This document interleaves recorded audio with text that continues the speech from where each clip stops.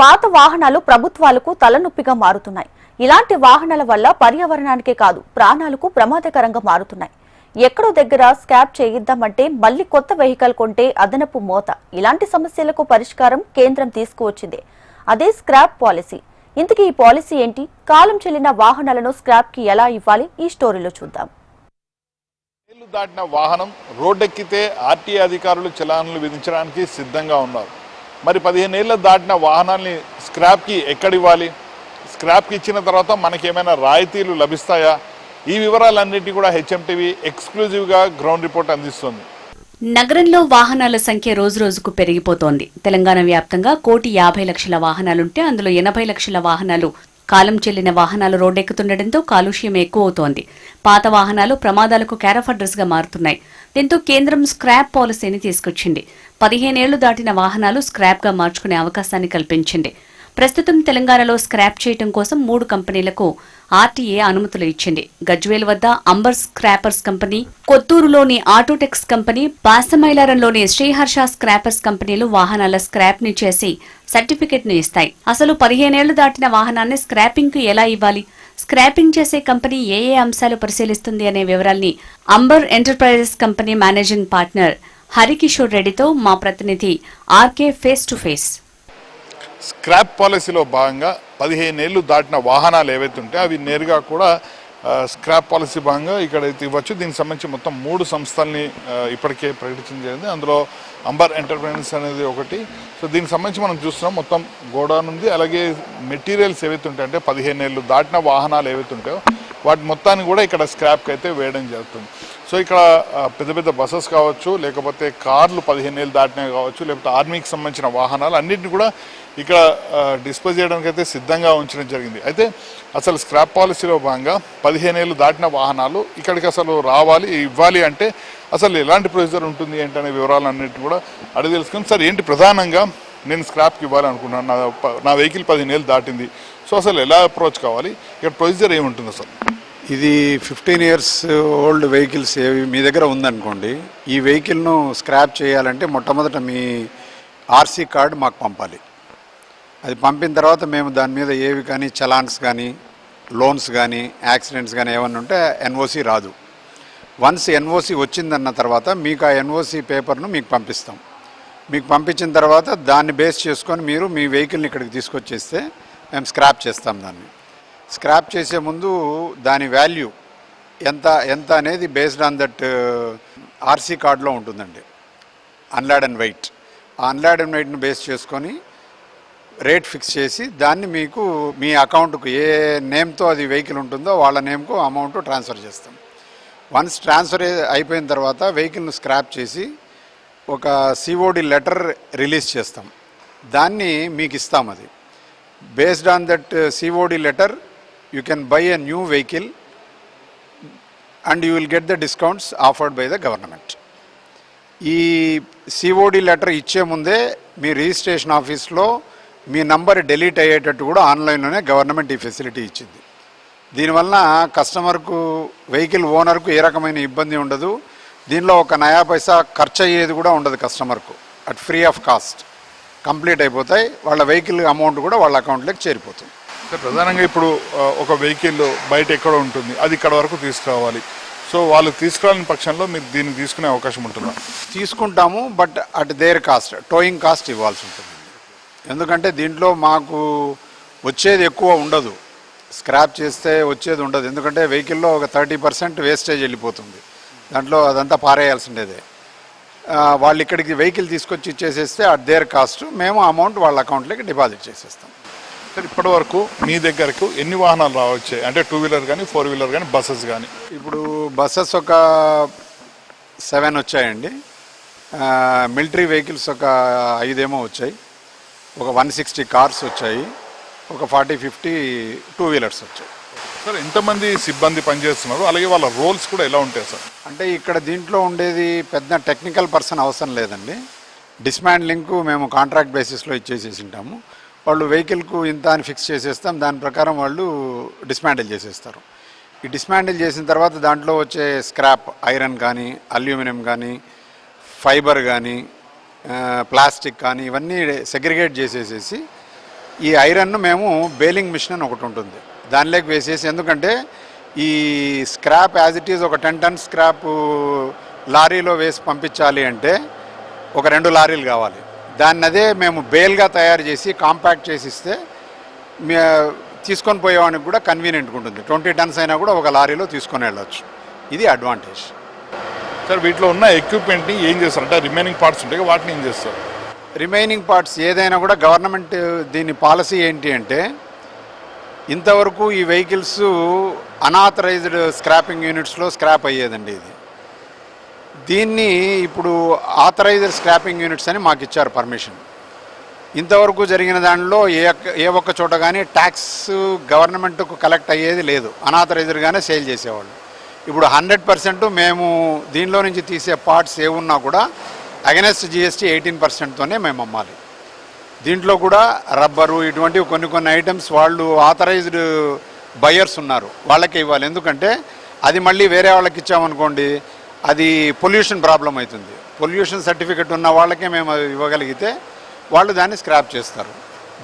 దానికి కూడా మేము ప్రతి ఒక్కదానికి 18% GST కలెక్ట్ చేసి 18% GST మళ్ళీ మేము గవర్నమెంట్ కట్టాలి ప్రతి పాలసీలో భాగంగా ఏదైతే 15 ఏళ్ళు దాటిన వాళ్ళు ఉంటాయో వీళ్ళకి పర్టికులర్ పర్సన్కి ఎవరైతే ఉంటారో వాళ్ళకి ఫోన్ చేయొచ్చు. లేదు అంటే వెహికల్ని నేరుగా ఇక్కడ తీసుకొచ్చే అవకాశం ఉంటుంది. ఒకవేళ తీసుకురాలేమనుకుంటే ఆ పర్టికులర్ వెహికల్స్ ద్వారా టో వెహికల్స్ అంటారు వాటికి అమౌంట్ మనం ఇస్తే ఇక్కడ వరకు కూడా తీసుకొస్తారు. అయితే రిమైనింగ్ పార్ట్స్ని ఏ విధంగా మొత్తం డిస్పోజ్ చేస్తారు ఏంటి అనేది మేము ముందుకు వెళ్దాం. అక్కడ ప్రత్యేకమైన మిషన్ ఉంటుంది, ఆ మిషన్ ద్వారా తెలుసుకునే ప్రయత్నం చేద్దాం.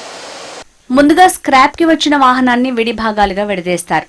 కారు, బైక్, సీట్, స్పాంజ్లు అన్నింటినీ వేరు చేస్తారు. మరోవైపు ఇంజిన్, సైలెన్సర్లు, కారు డోర్లు తదితర అన్నింటినీ ఒకచోటు చేరుస్తారు. ఇలా చేర్చిన వాటన్నింటినీ బెయిలింగ్ మిషన్ లో వేసి తుక్కుగా మారుస్తారు. దీనివల్ల స్వలాభం సమస్య లేకుండా ఉంటుంది. అసలు వీటిని తుక్కుగా ఎలా మారుస్తారు, ఆ ప్రొసీజర్ ఎలా ఉంటుందో ఇప్పుడు చూద్దాం. స్క్రాప్కి వచ్చిన వెహికల్స్ ఏవైతే ఉంటాయో వాటిని అన్నింటినీ కూడా ఎక్కడిగా డిస్మాచ్ చేస్తుంటారు. అనంతరం ఇక్కడికి ఈ బేలింగ్ మిషన్ అనేది అవుతుందో ఈ బేలింగ్ మిషన్ దగ్గరికి అయితే తీసుకురావడం జరుగుతుంది. ఇక్కడే దీన్ని మొత్తం కూడా కంప్రెస్ అయితే చేస్తారు. సో దీని ప్రొసీజర్ ఎలా ఉంటుంది ఏంటి అనే వివరాలను కూడా ఒకసారి అడిగి తెలుసుకుంది. సార్ ఏంటి ఈ బేలింగ్ మిషన్ ప్రత్యేకత ఏంటి, అలాగే ఈ కంప్రెస్ చేయడానికి పట్టే టైం కూడా ఎంత పడుతుందంటే? ఇవి కార్ను ఏ వెహికల్, నాట్ ఓన్లీ కార్, ఏ వెహికల్ను కూడా కావాల్సినప్పుడు ఇవన్నీ ఇట్లా డిస్మాండిల్ చేస్తామండి. డిస్మాండిల్ చేస్తాం ఇట్లా. ఈ డిస్మాండిల్ చేసిన మెటీరియల్ను టోటల్ దీన్ని బేలింగ్ మిషన్ అంటారు. ఈ బేలింగ్ మిషన్లో ఈ స్క్రాప్నంతా వేసేసిన తర్వాత కంప్రెస్ చేసేస్తుంది. కంప్రెస్ చేసిన తర్వాత ఇది ఒక బ్లాక్గా ఇట్లా తయారవుతుంది. అంటే ఇటువంటి ఒక 10-20 డోర్లు తీస్తే ఈ సైజ్ బ్లాక్ వచ్చేస్తుంది. దీన్ని చేయడం వలన ట్రాన్స్పోర్టేషన్ ఈజీ అయిపోతుంది. ఇదే స్క్రాప్ను మీరు లారీలో వేస్తే ఒక 2 టన్నులు పోతుంది. వేరేజ్ దీన్ని బ్లాక్గా చేస్తే 30 టన్స్ వరకు పోతుంది. ఇది అడ్వాంటేజ్ దీనికి. సార్ వచ్చిన ఈ ఎక్విప్మెంట్ని ఎక్కడికి పంపిస్తారు, ఎక్కడ? ఇది రీరోలింగ్ మిల్స్ వాళ్ళకి కానీ స్టీల్ మెల్టింగ్ యూనిట్స్ వాళ్ళకి కానీ ఇది ఉపయోగపడుతుందండి. అంటే కొత్త ఐరన్ మళ్ళీ తయారు చేయడానికి. దీంట్లో లేటెస్ట్ మిషన్స్ ఏమైనా ఉన్నాయి అంటే ఇప్పుడు మీరు ఇదంతా చేయడానికి కొంత టైం ప్రాసెస్ పడుతుంది. ఇలా కాకుండా ఇంకా లేటెస్ట్ టెక్నాలజీ ఏమైనా? ఇప్పుడు లేటెస్ట్ అంటే ఇప్పుడు చూడండి, ఇప్పుడు అక్కడ కార్ ఉంది. ఆ కార్ను డోర్సు, బానెట్, వెనకల డిక్కీ తీసేసాం. దీన్ని ఇప్పుడు మేము ఇవన్నీ కటింగ్ చేసి ఇక్కడికి తెచ్చాము. వీటిని ప్రెస్సింగ్ మిషన్లో వేస్తున్నాం. దానివల్ల గ్యాస్ కటింగ్ అయ్యే కష్టం అంతా వేస్ట్ అవుతుంది. దాన్ని యాజ్ ఇట్ ఈజ్ క్రష్ చేసే మిషన్ కూడా ఇప్పుడు ఆర్డర్ ఇస్తున్నాం. దానివల్ల ఒకటే బ్లాక్ పెద్దగా తయారై వచ్చేసేస్తుంది. అంటే ఇది 180 to 200 kgs వస్తే అది దాదాపు 600 kgs దాకా ఒక్కొక్క బ్లాక్ వస్తుంది. దీన్ని లారీలో ట్రాన్స్పోర్ట్ చేయడం ఈజీ అయిపోతుంది. సరే, వచ్చే ఈ ఎక్విప్మెంట్ ఏంటో దీన్ని ఎక్కడికి పంపిస్తారు సార్? ఇవన్నీ రీరోలింగ్ మిల్స్కి కానీ ఐరన్ మెల్టింగ్ యూనిట్స్కి కానీ పంపిస్తే వాళ్ళు మళ్ళీ ఫ్రెష్ ఐరన్గా తయారు చేసి మళ్ళీ మార్కెట్లోకి వాళ్ళు అమ్ముతారు. సరే, టైం బాండ్ ఎంత పడుతుంది? దీన్ని మొత్తం ప్రాసెస్ చేయడానికి ఎంత టైం బాండ్ పడుతుంది? మిషన్లో దీంట్లో వేయడానికి మ్యాక్సిమం 3 minutesలో ఒక్కొక్క బ్లాక్ బయటకు వచ్చేస్తుంది. మనం వేయడం ఒక 5 minutes అనుకోండి, 3 minutesలో మీకు బ్లాక్ తయారై బయటకు వచ్చేసేస్తుంది.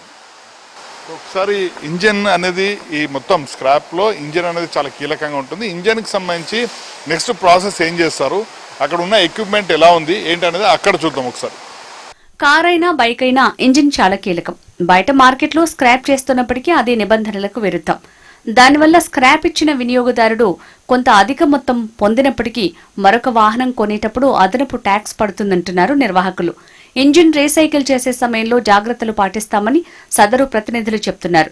ఇంజిన్, సైలెన్సర్ తదితర విభాగాలను స్క్రాప్ చేసే విధానం ఇప్పుడు చూద్దాం. ఒక వెహికల్లో ఇంజన్ అనేది చాలా కీలక పాత్ర పోషిస్తుంది. సో ఆ ఇంజన్ మొత్తం డిస్మాచ్ చేసే ప్రక్రియ ఏ విధంగా ఉంటుంది ఏంటని అడిగి తెలుసుకుందాం. ఇప్పుడు మనకు కనిపిస్తున్న మెషనే మొత్తం కూడా ఈ ఏవైతే వీటి మొత్తాన్ని కూడా డిస్మాచ్ చేస్తుందో ఒకసారి అడుగుదాం. సార్, ఏంటి ఇంజన్ అనేది చాలా కీలకంగా ఉంటుంది. సో ఇంజన్ డిస్మాచ్ చేసే టైంలో ఎలాంటి జాగ్రత్తలు పడిస్తారు? అసలు ప్రొసీజర్ ఎలా ఉంటుంది? వెహికల్లో ఇంజన్ మెయిన్ అండి. ఈ ఇంజన్ను బయట మేము సేల్ చేయకూడదు. ఇంజన్ను క్రష్ చేయాలి ఆర్ డిస్మాంటిల్ చేసేసి ఇంజన్ బాడీని కూడా క్రష్ చేసేసేయాలి. దానికి ఏం చేస్తామంటే ఇదే ఇంజన్ అండి. ఈ ఇంజన్ను తీసేసి పార్ట్స్గా డిస్మాంటిల్ చేసేసి దీన్ని ఈ బాడీని ఈ ఇంజన్ క్రషర్లోకి వేసేస్తాం.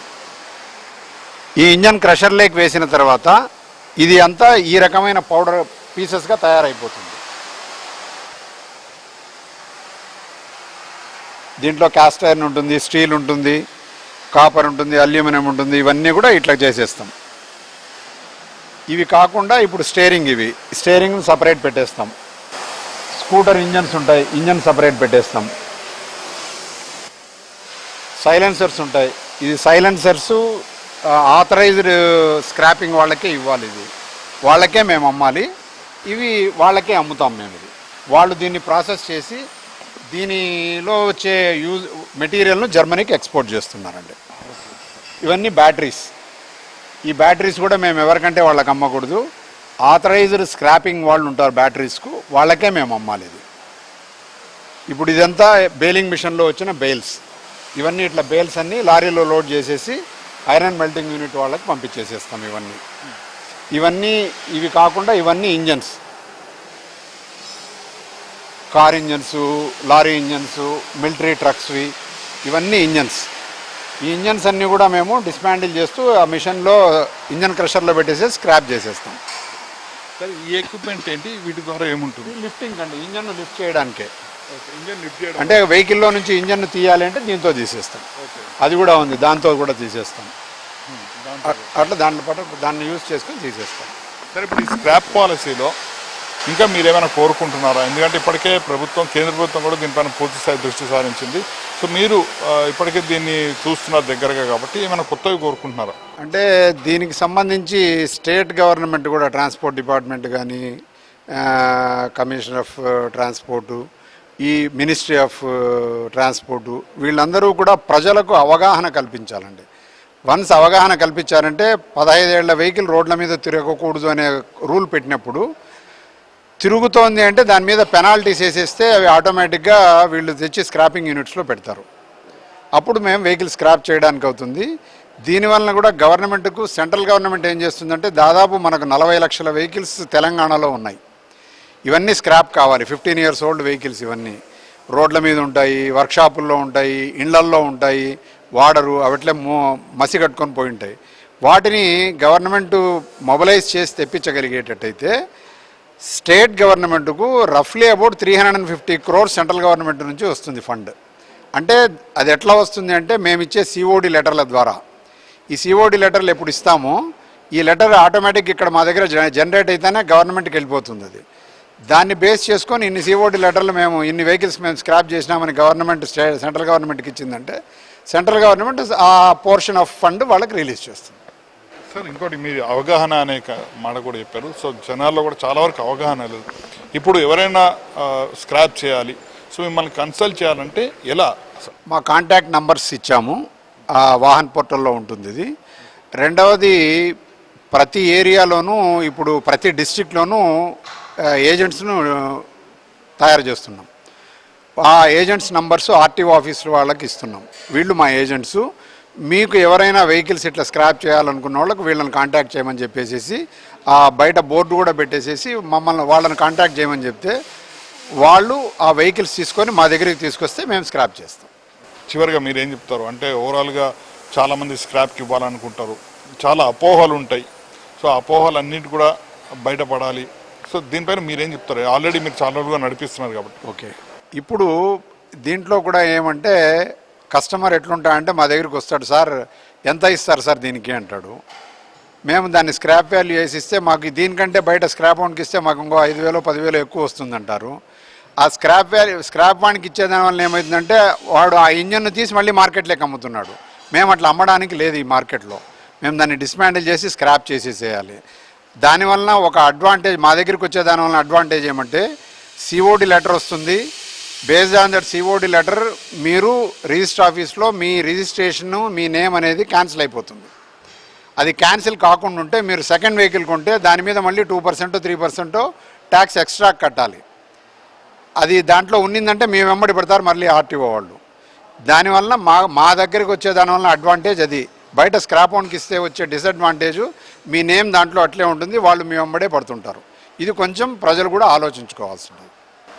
మొత్తానికి ఇది స్క్రాప్కి సంబంధించి దాదాపు 15 ఏళ్ళు దాటి రోడ్డు మీదకి రావాలంటే ఇబ్బంది పడేవాళ్ళు ఏ విధంగా తమ వాహనాలని స్క్రాప్కి ఇవ్వాలి ఏంటి అనే పూర్తి వివరాలని హెచ్ఎంటీవీ ఎక్స్క్లూజివ్గా గ్రౌండ్ రిపోర్ట్ ద్వారా అయితే అందించింది. ఒకవేళ మీరు కూడా స్క్రాప్కి ఇవ్వాలి అనుకుంటే ఖచ్చితంగా ఇక్కడికి వచ్చి లేదా వీళ్ళకి సంబంధించిన ఏజెంట్లు ఆర్టీఏల ద్వారా కనుక్కున్నా కూడా వీళ్ళకి సంబంధించిన పూర్తి వివరాలన్నీ కూడా తెలుస్తాయి.